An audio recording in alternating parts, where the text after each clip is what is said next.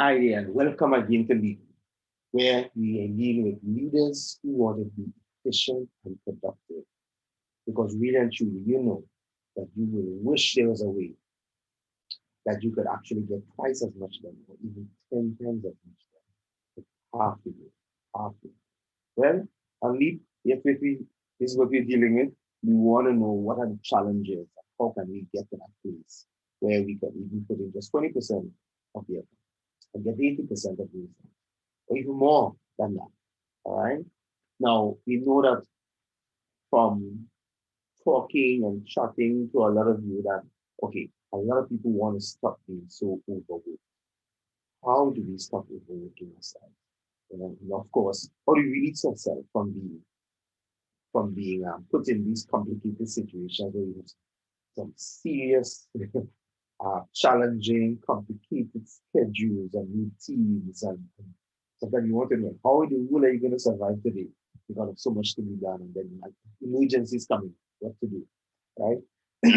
And then of course you want to deal with reducing your daily tasks. Do you know that as a manager or CEO that you really only have two responsibilities a day? How do you reduce all that you're doing to only two main responsibilities? The others are the exceptions to the rule. But normally, you really have three major responsibilities. Right? How do you reduce it? How are we going to do it? How to do that? Also, we want to see how we can actually stop the stress pains, the body pain, which is the result of overworking, the result of all the other things that takes place. All right. And then, of course, where and how you perform at your best? Where do you perform at your best? When do you perform at your best? How do you perform at your best?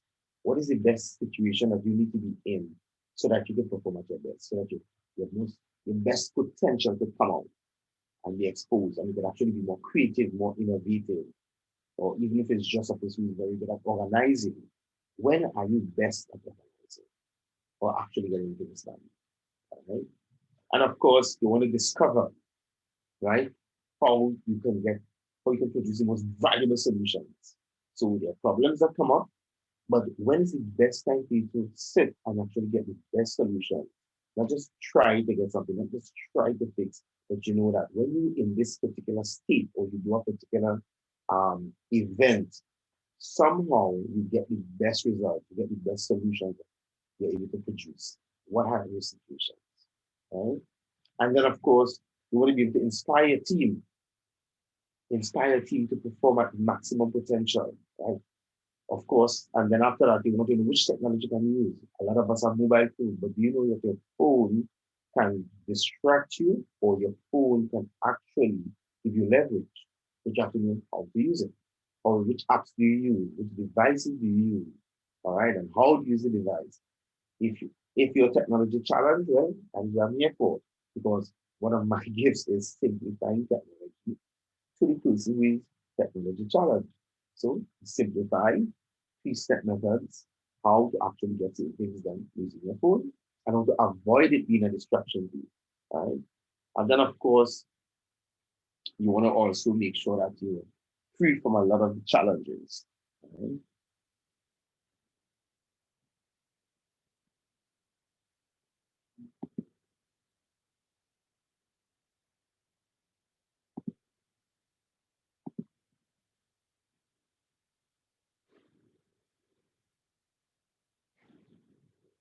Then you also want to know, okay, how do you get much more done in less time?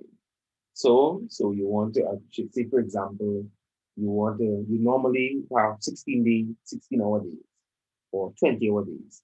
So okay, how can you reduce it from 20-hour days to 16-hour days as a regular normal day? And then how you do reduce it to 10-hour days, right? The work days, working for 10 hours instead of 20 hours. Or how do you reduce it to 8 hours, which is normal for a normal worker, right? But if you are there and you want to reduce it even more, okay, how do you reduce it from 8 hours a day working on your task, on your assignments, on your agenda to 4 hours a day? Do you know that you can do that? You know that you could actually reduce it to 1 hour a day? Yeah, it's very possible. And a lot of people are doing it. But you have to learn the tools, you have to learn the strategy systems to get it done. All right. Well, in leap, we're dealing with three major steps, right? We're dealing with prioritize, and then we prioritizing, of course, is actually uh, dealing with getting your life, adjusting your life so that you can actually align it according to the vision that you have. Now, prioritizing sometimes becomes very difficult to manage it because there's looking at everything as being priority. But the thing about it is that the everything as being a priority can actually just be what you're accustomed to. And you haven't been able to look at it. Of all the 10 things that needs to be done, what is the first priority here that relates to the goal or the vision? Most importantly, how do we discover what tools do we use, what criteria do we use to prioritize our life according to our vision? And then, of course, we deal with organizing, how to organize in terms of how do I organize my life efficiently according to the priority that I've set. And there's tools that you can use in terms of the priority um, or the priority pyramid, where you can do which ones are more higher priority, which ones are lower, and then you organize according to those priorities. Okay. Then we deal with optimizing, right? Optimizing is actually trying to take everything that you have, all the organized plans, and actually multiply the results exponentially, right? Another way for optimizing is discipline, which is getting it done. Simple. But the getting it done is what to get done. What is the one thing? And then how do you do it so that the results become exponential in good in the amount? Right? Today we're going to look at prioritize. This one. All right. So prioritizing, you need to deal with getting to the vision. How do you deal with the vision? Make sure the vision is clear, concrete, solid, tangible. How do we do that? Three things. One is your design. What is your natural design? Then we deal with your natural desire. We deal with that, your personal desire as a person who is the manager for that organization or the CEO or the owner of that company. What is the most pressing, passionate desire? Then, of course, distinction. How is it you want to do it? That's unique. So let's go through these individually. So in terms of your design, that all of that, of course, will lead to your vision, right? Which is what we really want to deal with. We want to prioritize the vision above everything else. So in dealing with your design, you want to deal with the personality. How are you? What is your personality like? Have you done a personality test? Do you know what your personality is like? Do you know the way you like to get things done normally, right? Naturally to you, right? And of course, your talents, natural talents, things that you grew up with, you do naturally, easily. It just flows from you. If you know that, it becomes easy for you in your design. And then from your design, then you have your desire, which is your passion. What is the thing? What is the problem that you're passionate about that you don't like to see? You want to deal with it, right? And of course, that gives a kind of annoyance that this thing is not being done. Right? That is good. That is actually beneficial to the desire that you want to fulfill. Right? It leads a kind of irritation also when it's not taken care of. So you want to deal with this. That irritation is actually a good irritation. And then because it's an irritation, it's a focus. Even though you might be passing, and you and other friends will be passing a situation, your mind is still on it. Even though you're not seeing it physically, you're gone from it, but your mind is in focus on it. That focus is telling you what your real desire is. And of course, with the focus, you also realize that it has your attention. This situation has your attention. It captures your attention in the night, in the day, you're watching TV, and your mind is still on it. Right? It tells you your desire. Right? And then, of course, your uniqueness, which is the distinction about the way you like to get it done, the way you like to deal with it, which is a kind of a combination between your design and your desire. Okay? So your uniqueness can be learned from, of course, your gifts. You can understand your genius, your tests that you can do. And I don't know if you know by now, but in part of our training program, we have been to discover the genius, the natural genius. You are a genius in specific areas, but you don't know what it is. And each of us have geniuses in particular areas, and those geniuses are related to our gifts because we're gifted in unique areas. And that is something you can actually discover and realize, wait a minute, my vision would come out of something that I'm uniquely strong about, I'm uniquely gifted with, and therefore there is no competition with others. You don't have to be envious or jealous of anybody because your uniqueness brings it out or create the product or the service in such a unique, exceptional way that people see a different slant or a different brand that's coming out. And that's where you get branding from. That's one of the ways you get branding from. I mean, the main way you get branding from in the present climate, or the present market, is from what the customer said about you. But the other part is that what brings it out is the uniqueness, the giftedness that you have inside of you. And that's also related to, your identity as a person, that's a spiritual, looking at you spiritually, your identity as a person. Who are you really? I'm not talking about your name. I'm not talking about your gender. I'm talking about if I have to give a word or phrase to say who you are, what will that word or that phrase be? That's an identity um, connotation of identity stipulation about you. That's unique, right? And that's related to your purpose, relates to why you were born, why you were given these gifts and these abilities and these. Why is it some certain things capture your attention and doesn't capture other people's attention?